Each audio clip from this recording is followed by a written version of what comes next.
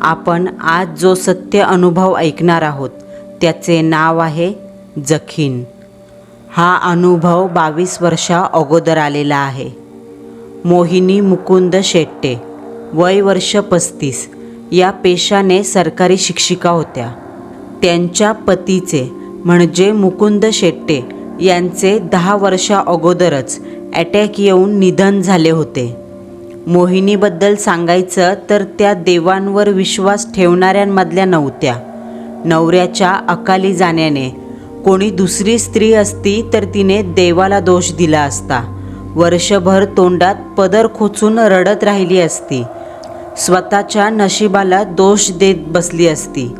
पण मोहिनीबाईंनी तसं काहीही केलं नाही, कारण त्यांच्या मते देव ही गोष्ट अस्तित्वातच नव्हती।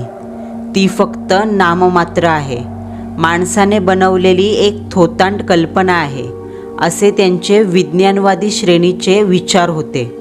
मुकुंदरावांकडून मोहिनीला एक मोठा मुलगा विशाल, वय वर्ष 13, आणि मुलगी रिया, वय वर्ष 10, ही 2 मुलं होती।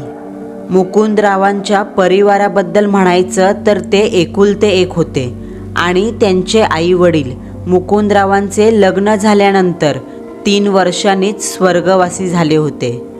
मोहिनी कोणावरही अवलंबून राहणाऱ्यामधल्या नव्हत्या। पतीच्या मृत्यूनंतर मुलांची जबाबदारी पूर्णपणे मोहिनीने स्वतःच्या खांद्यावर घेतली आणि त्यांनी ती जबाबदारी स्वतःच्या हिमतीवर अगदी काटेकोरपणे पाळली। सरकारी विधवा मदत केंद्रात जाऊन स्वतःला काम मिळावं याकरता अर्ज भरला। महिन्याभराने पोस्टमन नोकरी मिळाल्याचं पत्र घेऊन आला। मोहिनीच्या शिक्षण पातळीनुसार त्यांना सरकारी शिक्षिकेची नोकरी मिळाली। त्यात 2002 साली मोहिनीची एका शाळेतून दुसऱ्या शाळेत बदली झाली। मोहिनीची शाळेतून बदली झाली तेव्हा त्यांना राहण्यासाठी घर शोधण्याची गरज पडली नाही, कारण मोहिनीला बंगलो साईटमध्ये एक बंगला राहायला मिळाला होता। बंगल्याच्या अवतीभोवती अजून 10-12 बंगले होते, पण फक्त 3-4 बंगल्यांमध्येच वस्ती होती, बाकी उर्वरित बंगले रिकामे होते।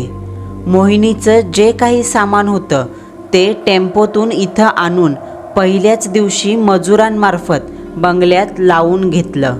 मोहिनी बंगल्यात आपल्या 2 मुलांसह शिफ्ट झाल्या। आज रविवार असल्याने मोहिनीला सुट्टी होती, तर उद्यापासून म्हणजे सोमवारपासून त्यांना नव्या शाळेत रुजू व्हायचं होतं। मोहिनीने आपल्या दोन्ही मुलांचं नावसुद्धा त्याच शाळेत नोंदवलं होतं। मोहिनीकडे मुकुंदरावांची मारुती 800ची लाल रंगाची गाडी होती। दुसऱ्या दिवशी मोहिनी त्याच गाडीतून आपल्या मुलांसहित शाळेत जायला निघाल्या। शाळा तसं म्हणायला मोहिनीच्या बंगल्यापासून 5.5 किलोमीटर अंतरावर होती। शाळा डोंगराच्या मधोमध बांधली होती। शाळेच्या 4ही दिशेंना हिरवीगार झाडं असून तो भाग जंगलासारखा वाटायचा। शाळेत जायचा रस्ता डोंगरावरून घाटासारखा नागमोडी वळणं घेत जात होता। मोहिनीबाई गाडी चालवण्यात व्यस्त होत्या। त्यांच्या बाजूच्या सीटवर विशाल तर मागच्या सीटवर रिया बसली होती। नागमोडी वळणाचा घाट रस्ता चढत चढत एकदाची मारुती 800 शाळेच्या 2 झापांच्या काळ्याकुट्ट लोखंडी गेट समोर येऊन उभी राहिली। मोहिनीला पाहताच वॉचमनने गेट उघडलं। त्याला जणू नव्या शिक्षिका येणार आहेत असं कळवलं असावं। मोहिनी, विशाल आणि रिया तिघेही गाडीतून बाहेर आले। मोहिनी आपल्या मुलांना घेऊन मुख्याध्यापकांच्या ऑफिसमध्ये गेल्या। तिथे त्यांची मुख्याध्यापकांबरोबर थोडीफार चर्चा झाली आणि मुख्याध्यापकांनीच शाळेतल्या सर्व वर्ग शिक्षकांची ओळख करून दिली। विशाल आणि रिया दोघांनाही आपापल्या वर्गात पाठवलं। दोघांचीही आपल्या वर्गातील मुलांशी ओळख करून दिली। रियाने आपल्या 2री इयत्तेमधल्या मुलींबरोबर पहिल्याच दिवशी चांगली गट्टी जमवली। तिला 2 मैत्रिणी भेटल्या. त्या दोघींचं नाव पल्लवी आणि नाव्या होतं. शाळेच्या दुसऱ्या दिवशी मधल्या सुट्टीत रियाचं लक्ष तिथेच असणाऱ्या एका झाडाकडे गेलं. पल्लवी, नाव्या, तिथे बोराचं झाड आहे का गं? आपण तिकडे जाऊयात का? मला बोरं खायला खूप आवडतात, रिया उत्सुकतेने मैत्रिणींना म्हणाली. तिचा इशारा शेवटच्या कंपाऊंडच्या टोकाला असलेल्या भिंतीच्या दिशेने होता. आपण नंतर जाऊयात का? आता सुट्टी संपेल ना, आणि तसंही त्या बोरीची बोरं कोणीच खात नाही, नाव्या म्हणाली. पण तिचा स्वर थोडासा कापरा होता. नाव्याच्या बोलण्यात भीतीची कंपनं जाणवत होती. रियाच्या नजरेतून ही गोष्ट सुटली नाही. तिने आपल्या मैत्रिणीला विचारलं, तू इतकी घाबरून का बोलतेस? रियाच्या त्या वाक्यावर पल्लवी म्हणाली, कारण शाळेतली पोरं म्हणतात तिथं एक भूत आहे आणि आम्ही भूताला घाबरतो. पल्लवीच्या या सांगण्यावर रियाने एक वेळ दोघींकडे पाहिलं आणि म्हणाली, अगं असं काही नसतं गं. माझी मम्मा म्हणते देव, भूतबीत सगळं खोटं आहे. ते फक्त आपले भास असतात. चला, आज मी तुमच्या दोघींची भीती दूर करते. चला, आपण पाहून येऊ आणि मस्तपैकी बोरे पाडून खाऊया. तिघीही मुली त्या कंपाऊंडच्या भिंतीच्या दिशेने निघाल्या, जिथे ती काटेरी काळीशार खोडाची 8.5 फूट उंचीची बोर होती.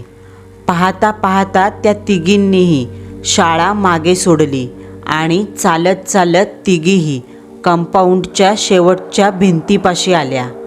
बोरीच्या काटेरी फांद्यांवर लहान लहान हिरव्या रंगाची गोल नुकतीच उगवलेली हिरवी बोरं होती आणि अशाच एका फांदीला एक दोरी बांधलेली दिसत होती. नाव्या, पल्लवी, त्या बोरीच्या झाडावर ती दोरी कोणी बांधली असेल गं? रियाने विचारलं. तिच्या या वाक्यावर नाव्या आणि पल्लवी दोघींनीही घाबरत एकमेकींकडे पाहिलं आणि त्या कोवळ्या वयाच्या दोन्हीही मुलींच्या नजरेत भीतीचा उद्रेक झाला. दोघीही रियाला तिथेच एकटं सोडून धावत थेट शाळेच्या दिशेने निघाल्या. रिया मात्र तिथेच उभी होती. त्या दोघींना असं अचानक काय झालं? रिया आपल्या मैत्रिणींच्या पळत पळत पुढे जाणाऱ्या आकृतींना जागेवर उभी राहून पाहत होती. तेवढ्यात रियाच्या मनाला आपल्या मागे कोणीतरी उभं असल्याची जाणीव होऊ लागली. रियाने अलगद वळून समोर पाहिलं आणि तिच्या नजरेला जे दृश्य दिसलं ते खरंच विलक्षण होतं. रियापासून साधारण 10 पावलावर उन्हाच्या तळपत्या उजेडात बोरीच्या झाडाची जमिनीवर काळीशार सावली पडली होती आणि बोरीच्या खोडाजवळ त्याच काळ्या सावलीत ती काळ्या लुगड्यातली, डोक्यावर त्याच लुगड्याचा पदर घेतलेली, शरीरयष्टीने लुकडी असलेली एक 70-80 वर्ष वय असलेली म्हातारी पाठीत बाक आल्यासारखी पाठ वाकवून तिथं उभी होती. त्या म्हातारीला असं अचानक अवतरलेलं पाहून रियाला थोडंसं आश्चर्य वाटलं. अहो आजी, तुम्ही कधी आलात? रियाने विचारलं. कारण काही वेळा अगोदर बोरीजवळचा सर्व भाग रिकामा होता. तिथं कुणीच नव्हतं. मग ही म्हातारी आली कुठून? मी इथंच असते, या बोरीच्या झाडाजवळ, रियाच्या प्रश्नावर त्या म्हातारीने सांगितलं. पण तिचा आवाज फार विलक्षण होता. खोकला झाल्यावर खोकताना घशातून जशी खरखर बाहेर पडते तसा तो खवखवता आवाज होता. त्या म्हातारीचं उत्तर रियाच्या मनाला पटलं नाही. तसा तिने पुन्हा प्रश्न केला. मग मगाशी आम्हाला का नाही दिसलात तुम्ही? माझ्या 2 मैत्रिणी इथेच उभ्या होत्या. तेव्हा कुठे गेला होतात तुम्ही? रियाच्या वाक्यावर ती म्हातारी पुन्हा खवखवत्या आवाजात म्हणाली, मी इथे बोरीच्या झाडामागे लपले होते म्हणून तुम्हाला दिसले नाही. पण मी तुमचं बोलणं ऐकलं. तुला बोरं खायची आहेत ना? त्या म्हातारीच्या वाक्यावर लहानग्या रियाने हलकेच ओठांवरून जीभ फिरवली. तसं म्हातारीने हळूच आपला एक हात पुढे केला. तिचा हात प्रेतासारखा पांढरा होता. त्याच हातावरून काळ्याशार रक्त सुकलेल्या नसा ठळकपणे दिसत होत्या. हाताच्या 5ही बोटांची नखं काळीशार पडली होती आणि त्याच हाताच्या तळव्यावर हिरवी न पिकलेली बोरं होती. 5-6 सेकंद रिया फक्त त्या बोरांकडेच पाहत होती. तिला ती बोरं खायची खूप इच्छा झाली. अगं घे ना, तुझ्यासाठीच खुडली आहेत बघ, त्या म्हातारीने सांगितलं. रिया चालत म्हातारीपाशी पोहोचली. पण तिच्या पुढे पडणाऱ्या प्रत्येक पावलानिशी तिला एखादं मांस कुजून त्याचा घाणेरडा दर्प यावा तसा वास येत होता. रिया बोरीच्या सावलीत आली आणि भर दुपारी तिच्या अंगाला एक विलक्षण गारवा झोंबला. रिया त्या म्हातारीच्या जवळ आली. म्हातारीच्या चेहऱ्याकडे पाहिलं तर डोक्यावर घेतलेल्या पदरामुळे खालची हनुवटी आणि काळेशार ओठ सोडले तर तिचा चेहरा दिसेना. तिच्या काळ्याशार ओठांवर एक मंद हसू होतं. रियाच्या आईने सांगितलं होतं, अनोळखी माणसांकडून काहीही घ्यायचं नाही. पण रिया त्या बोरांना पाहता सर्व काही विसरली. रियाने हळूच आपला हात पुढे केला आणि त्या म्हातारीच्या हातावर असलेल्या बोरातून काही बोरं उचलली. खाऊन बघ बघ. त्या म्हातारीचं बोलताना तोंड उघडलं आणि तोंड उघडताच तोंडातले तिचे ते किडलेले काळेशार दात दिसले. रियाने 2 बोटांच्या चिमटीत एक हिरवं बोर पकडलं आणि तोंडात टाकलं. तशी बोराची चव जराशी आंबट कडवट लागली. एक क्षण डोळ्याभोवती अंधारून आलं. रियाने बोर खाल्लं हे पाहताच त्या म्हातारीच्या तोंडावर एक कुत्सित हसू उमटलं आणि आपला हेतू साध्य झाल्यासारखं ती काळेशार दात काढून हसू लागली. रियू. अचानक रियाच्या कानावर एक ओळखीची हाक आली. तिने मागे वळून पाहिलं. जरा दुरून मोहिनी तिच्याकडे चालत येत होती. मोहिनीला पाहून त्या म्हातारीच्या काळसर ओठांवर घृणास्पद भाव उमटले. रियाने एक वेळ आपल्या मम्माकडे पाहिलं आणि त्या म्हातारीची आपल्या मम्माशी भेट घडवून आणावी या हेतूने समोर पाहिलं. पण आता तिथे कोणीच नव्हतं. बोरीचं ते झाड स्तब्ध एकटंच उपस्थित होतं. रिया, बाळा, मधली सुट्टी संपून शाळा भरली ना? मग तू इथे काय करतेस आणि एकटी कोणाशी बोलत होतीस? मोहिनीने विचारलं. मम्मा, मी एकटी कुठे होते? इथे एक आजी होत्या. हे बघ, त्यांनी मला बोरं खायला दिलीत. रियाने हातातील हिरव्या रंगाची बोरं दाखवली. मोहिनीने एक वेळ त्या बोरीच्या झाडाकडे पाहिलं आणि त्याच्याकडे जास्त लक्ष न देता रियाला अनोळखी माणसांकडून काहीही घ्यायचं नाही आणि खायचं नाही असं पुन्हा दरडावून सांगितलं. म्हातारीने दिलेली बोरं मोहिनीने रियाला तिथेच टाकायला सांगितली. रियाला आपल्या मम्माचा राग माहिती होता, त्यामुळे तिने गुपचूप ती बोरं जमिनीवर फेकून दिली. मोहिनी आणि रिया दोघीही पुन्हा शाळेत आल्या. पण मोहिनीला हे ठाऊक नव्हतं का रियाने त्यातील एक बोर खाल्लं आहे. रियाला आपण ती बोरं खाऊन स्वतःवरच नाही तर परिवारावरही एक अनाहूत संकट ओढावून घेतलंय याची कल्पना नव्हती. पाहता पाहता शाळेची वेळ संपून गेली. 5 वाजता टोल पडला. शाळा सुटली. रियाने आपल्या दोन्ही मैत्रिणींना बसमध्ये जाताना बाय बाय केलं आणि आपल्या मम्मीच्या मारुती 800मध्ये येऊन बसली.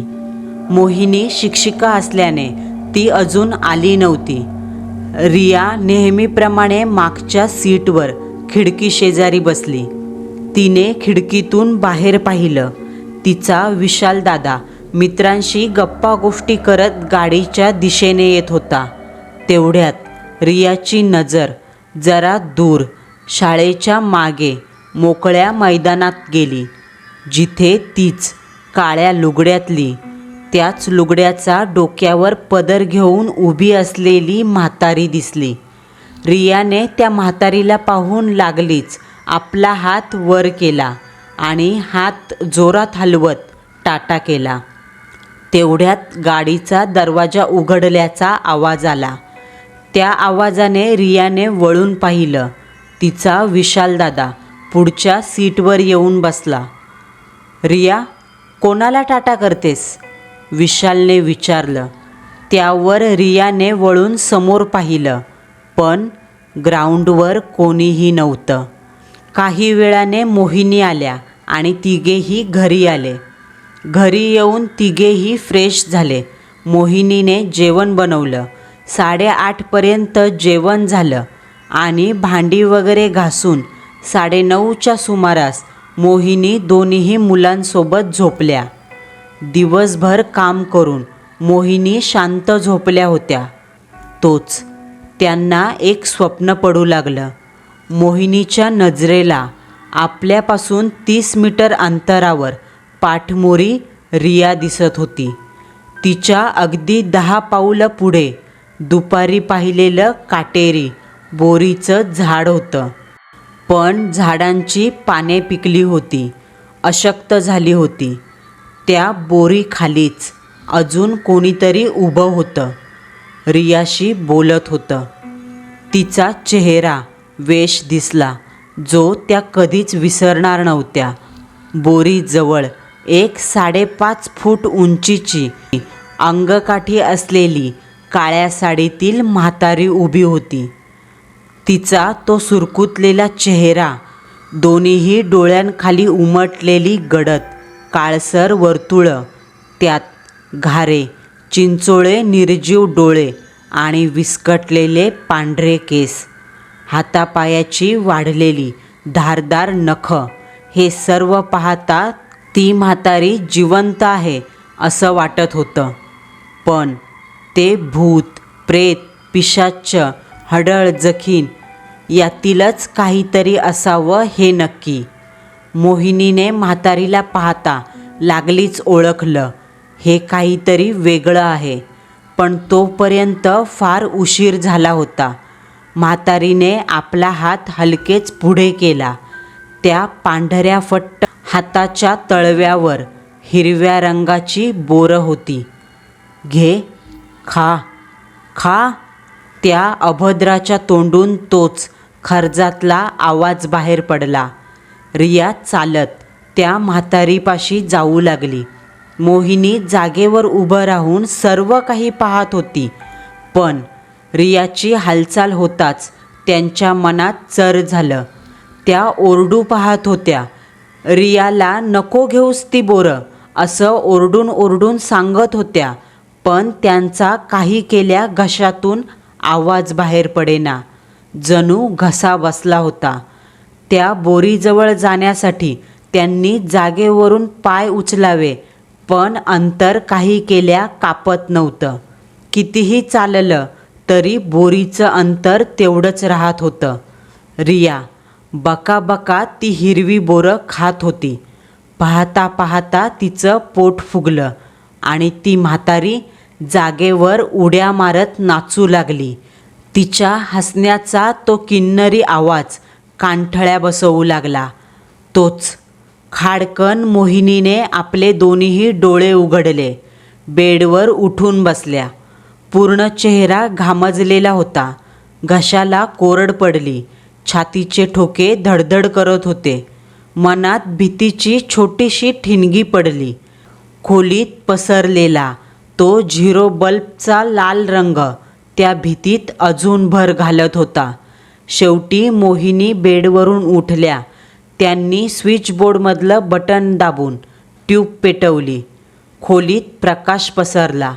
त्या प्रकाशामुळे त्यांच्या भीतीचा उच्चांक कमी झाला. मोहिनीची नजर वेळ पाहण्यासाठी घड्याळावर गेली. पहाटेचे 6:30 वाजले होते. तेवढ्यात त्यांच्या मनात विचार आला. पहाटे पडणारी स्वप्न खरी होतात. मोहिनीने कसं तरी स्वतःला समजवलं आणि कामाला लागल्या. त्यांचं नित्यकर्म उरकता उरकता 7:15 झाले.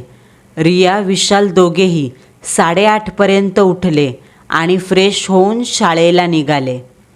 आज दिवसभर मोहिनीच्या नजरेसमोर पहाटे पाहिलेलं ते स्वप्न फिरत होतं.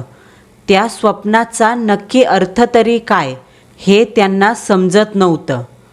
असं म्हणतात, कधी कधी काही वाईट घडण्याच्या मार्गावर असेल तर कोणत्या ना कोणत्या मार्गाने तो विधाता आपल्याला सतर्क करतो, धोक्याची चाहूल लावून देतो. तसंच मोहिनीला त्यांच्या परिवारावर येणाऱ्या संकटाची चाहूल स्वप्नावाटे मिळाली, पण ती मोहिनीला ओळखता आली नाही. मोहिनीच्या विज्ञानवादी विचारांची भिंत मध्ये येत होती. ही भूतखेतं, सर्व काही फसवी कल्पना आहे आणि आपण पाहिलेलं स्वप्न कधीच खरं होणार नाही, असा विचार मोहिनीच्या मनात यायचा. पाहता पाहता दिवस सरू लागले. दिवसाचे आठवडे झाले. आठवड्यांचा महिना झाला. पण रियाच्या मागे लागलेल्या त्या म्हाताऱ्या जखिनीची अनिष्ट शक्ती रियावर हळूहळू हावी झाली आणि तिने रियावर पूर्णतः कब्जा मिळवला. या अशा अनिष्ट शक्तींना घरात शिरण्यासाठी घरातल्या सदस्यांची परवानगी हवी असते, जी रियामार्फत त्या म्हाताऱ्या जखिनीला मिळाली. रियाच्या वागण्यात बदल होत होता. सगळ्यात पहिल्यांदा तिच्यातील बदल तिच्या 2 मैत्रिणी नाव्या आणि पल्लवी यांना जाणवला. जेव्हा रिया एकटीच त्या बोरीच्या झाडाजवळ उभी राहून दिवसातून एकदा तरी एकटीच हातवारे करत बडबड करायची. नाव्या आणि पल्लवी दोघींनीही कधी तिला विचारलं, रिया तू कोणाशी बोलतेस ग? तर ती म्हणायची, बोरीजवळच्या आजीशी. त्या मला बोरंसुद्धा खायला देतात. तिचं हे वाक्य ऐकून पल्लवी आणि नाव्या दोघींनाही फार विचित्र वाटायचं. कधीकधी तर विलक्षण, मन हादरवून टाकणारी भीती वाटायची. अखेरीस त्या दोघींनी रियाशी बोलणं कमी केलं आणि एक वेळ रियाच्या आईला म्हणजे मोहिनीला तिच्यामधील हा बदल सांगितलासुद्धा. पण त्या लहान मुलींच्या बोलण्यावर कोण विश्वास ठेवणार? आणि अशात एके दिवशी रात्री तर हद्दच झाली. विशाल रात्री 1:30 वाजता बाथरूमला जाण्यासाठी उठला तर बेडरूमचा दरवाजा सताड उघडा होता. हॉलमध्ये दिवा लागला नसल्याने हॉलमध्ये गडद अंधार होता. त्या अंधारात पाहिलं तर डावीकडून उजवीकडे काहीतरी चालत होतं अशी जाणीव होत होती. विशालने घाबरतच आपल्या आईला उठवलं. रिया पलंगावर नाही आणि खोलीचा दरवाजा सताड उघडा आहे हे पाहून मोहिनी लागलीच हॉलमध्ये आल्या. हॉलची लाईट पेटवली, पण हॉलचा दरवाजा तर बंद होता. याचा अर्थ रिया बंगल्यातच कुठेतरी होती. मोहिनीने बाथरूम, किचन सगळीकडे पाहिलं, पण रिया कुठेच दिसेना. तसे मोहिनी आणि विशाल दोघेही दुसऱ्या मजल्यावर आले. दुसऱ्या मजल्यावर येताच त्यांना कॉरिडॉरचा तो शेवटचा टेरेसवर उघडणारा दरवाजा उघडा दिसला. मोहिनी आणि विशाल दोघेही टेरेसवर आले आणि त्यांना तिथे जमिनीवर झोपलेली रिया दिसली. पण त्या क्षणी मोहिनीच्या मनात एक विचार धडकी भरवून गेला.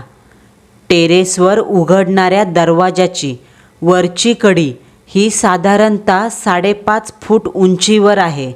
मग लहानग्या रियाने ती कडी उघडली कशी? कारण अवतीभोवती स्टूल, खुर्ची असं काहीच नव्हतं. या घटनेने मोहिनीच्या मनात भयंकर विचार येऊ लागले आणि तिच्या नजरेसमोर पल्लवीने सांगितलेली रियाबद्दलची हकीकत, स्वप्नात दिसलेली ती बोरीजवळची म्हातारी तरळू लागली. तिच्या मनात भीतीचा स्फोट झाला. पण विशाल घाबरेल म्हणून तिने चेहऱ्यावर काही दाखवलं नाही. मोहिनीने ती रात्र कशी तरी जागून काढली. मोहिनीला नव्या शाळेत येऊन 2 महिने झाले होते. या 2 महिन्यात तिची शाळेतील वर्गशिक्षकांशी चांगलीच ओळख झाली. त्यातल्या त्यात सर्वात जास्त ओळखीच्या वर्षा मॅडम होत्या. वर्षा मॅडम तशा शाळेत जुन्या होत्या. त्यांच्यापेक्षा वयाने 8-9 वर्ष मोठ्या होत्या. म्हणून मोहिनीने त्यांच्या कानावर हा प्रकार घालायचा ठरवला. दुपारी 2च्या सुट्टीत सर्व वर्गशिक्षकांचं जेवण झालं. तशा मोहिनी वर्षा मॅडमला घेऊन जरा बाहेर आल्या आणि त्यांना शाळेच्या पहिल्या दिवसापासून पल्लवी नाव्याचं बोलणं, त्यांना पडलेलं स्वप्न आणि कालचा तो विचित्र प्रसंग जसाच्या तसा वर्षा मॅडमला सांगितला. जो ऐकून वर्षा मॅडमनी दोन्हीही डोळे मोठे करत आपले हात तोंडावर ठेवले. त्यांना मोहिनीने सांगितलेला प्रकार ऐकून धक्का बसला. अहो मोहिनी मॅडम, काय म्हणताय काय तुम्ही? 2 महिने झाले आणि तुम्ही मला हे आज सांगताय? वर्षा मॅडम म्हणाल्या. तिच्या या वाक्यावर मोहिनीने तिची बाजू सांगितली. काय सांगू वर्षा मॅडम, माझा या गोष्टींवर कधीच विश्वास नव्हता. पण काल घडलेल्या त्या घटनेमुळे मला कुठेतरी मनात भीतीची जाणीव झाली. रियाचे बाबा, माझे मिस्टर देवधर्म करायचे, पण माझा देवावर विश्वास नव्हता. म्हणून त्या बंगल्यात मी देवसुद्धा मांडले नाहीत. पण अवतीभोवती घडणाऱ्या या विचित्र घटना पाहता कुठेतरी जाणीव होते, देव आहे आणि ती वाईट शक्तीही अस्तित्वात आहे. वर्षा मॅडम, माझं इथे तुमच्याशिवाय कोणीच ओळखीचं नाही. प्लीज तुम्ही माझी मदत कराल का? मोहिनी हात जोडून म्हणाल्या. त्यावर वर्षाबाईंनी त्यांचे दोन्ही हात धरले. माझ्याकडून जितकी मदत होईल तितकी मी नक्की करेन. माझ्या फॅमिलीमध्ये एक ओळखीचे बाबा आहेत. त्यांना भूतखेतं उतरवायचं माहीत आहे. माझ्या एका मावशीच्या अंगावरचं भूत त्यांनीच उतरवलं होतं.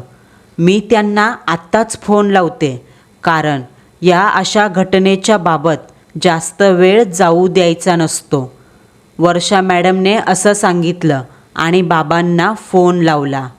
वर्षा मॅडमने बाबांना मोहिनीवर बेतलेली परिस्थिती सांगितली. त्यावर बाबा म्हणाले, काळजी करू नका. मी संध्याकाळी 7 वाजायच्या सुमारास त्यांच्या घरी येतो. पण मी येणार आहे हे त्यांच्या मुलीला सांगू नका. बाबांची ही अट मोहिनीने मान्य केली. 5 वाजता शाळा सुटल्यावर मोहिनी, रिया, विशाल आणि त्यांच्यासोबत वर्षा मॅडम मोहिनीच्या बंगल्यावर आल्या. संध्याकाळी ठीक 7:30 वाजता सगळीजणं सोफ्यावर बसली होती. त्यावेळी रियाचं वागणं बोलणं पाहून सर्व काही साधारण वाटत होतं. इतक्यात दरवाजाची बेल वाजली आणि दरवाजातून भगवा कुर्ता, खाली लाल रंगाचं धोतर असा पेहराव केलेले एक 70-80 वर्षाचे वयस्कर आजोबा आत आले. त्यांचं वय जरी जास्त असलं तरी बोलण्यात जरब होती, नजरेला धाक होता आणि खांद्यावर एक कापडी पिशवी अडकवलेली होती. त्या बाबांच्या आगमनाने इतका वेळ हसत खेळत बोलणारी रिया अचानक शांत झाली. तिच्या डोळ्यांच्या कडा हळूहळू विस्पारू लागल्या. ती त्या नजरेने बाबांना खाऊ का गिळू या नजरेने पाहू लागली. ए म्हाताऱ्या, रियाच्या तोंडून अचानक खर्जातला आवाज बाहेर पडला. कशाला आलास इथं? निघ, निघ इथून, चालता हो. काय ग ए भवाने, तूच बोलवलंस का या थेरड्याला? सटवी मेली. रियाच्या तोंडून येणारा तो विचित्र आवाज आणि ते गलिच्छ शब्द ऐकून मोहिनी, वर्षा मॅडम आणि विशाल अवाक झाले. त्यांच्या अंगावर सरसरून काटा आला. रिया, काय बोलतेस बाळा? तुला बरं वाटत नाही का? मोहिनी म्हणाल्या. काय ग ए सटवे, कोण रिया? ही तुझी पोर का? धरलंय मी हिला आणि येणाऱ्या आमोशाला घेऊन जाणारे हिला. रियाच्या देहात घुसलेलं ते अभद्र हसू लागलं. ए, कोण गा आहेस तू आणि कशाला पकडलंस या मुलीला? बऱ्या बोलानं आलीस तिथून निघून जा आणि या मुलीला पुन्हा त्रास देऊ नको, नाहीतर. बाबा करड्या स्वरात म्हणाले. पण त्यांचं वाक्य पूर्ण होण्याच्या आधीच ते अभद्र म्हणू लागलं. नाहीतर काय करणार आहेस? म्हाताऱ्या, माझं काय वाकडं करशील? रियाच्या तोंडून हे शब्द बाहेर पडले. बाबांनी फक्त मान हलवली, कारण या अनिष्ट शक्तींशी जास्त बोलणं म्हणजे कुत्र्याच्या तोंडी लागण्यासारखं असतं. बाबांनी मोहिनीला किचनमधून एक अर्धा कापलेला लिंबू, 2-3 हिरव्या मिरच्या आणि लसणाच्या 4 पाकळ्या आणायला सांगितल्या. मोहिनीने हे सामान बाबांना दिलं. बाबांनी पिशवी आणली होती. त्या पिशवीतून 2 डोळ्यांचा अभिमंत्रित केलेला नारळ काढला. त्या नारळाला लाल पिवळे गोंडे गुंडाळले होते. बाबांनी मोहिनीने दिलेल्या वस्तू, हिरव्या मिरच्या, लसणाच्या पाकळ्या हातात घेऊन कुस्करल्या आणि त्यावर अर्ध्या लिंबाचा तुकडा पिळला. मुलीला माझ्याकडे घेऊन या, बाबा म्हणाले. मोहिनी आणि वर्षा मॅडम दोघींनी मोठ्या मेहनतीने रियाला बाबांपाशी आणलं. तसे बाबांनी ते हातातले हिरव्या मिरच्यांचे मिश्रण रियाच्या अंगात आलेल्या त्या ध्यानाच्या तोंडात कोंबलं. हिरव्या मिरच्यांच्या आगीने तोंड झोंबू लागलं. तसं ते ध्यान एखादं जनावर चिरकावं असं ओरडलं, भयंकर आक्रोश करू लागलं आणि पुढच्या क्षणाला रियाला वांती झाली. तिच्या तोंडून चावून खाल्लेली बोरं आणि खूप साऱ्या आठ्या बाहेर पडत होत्या. बाबांनी त्याच वेळेस एका कैचीमार्फत रियाच्या डोक्यावरचे मुठभर केस कापले आणि 2 डोळ्याच्या नारळावर लाल पिवळ्या गोंड्याने बांधले.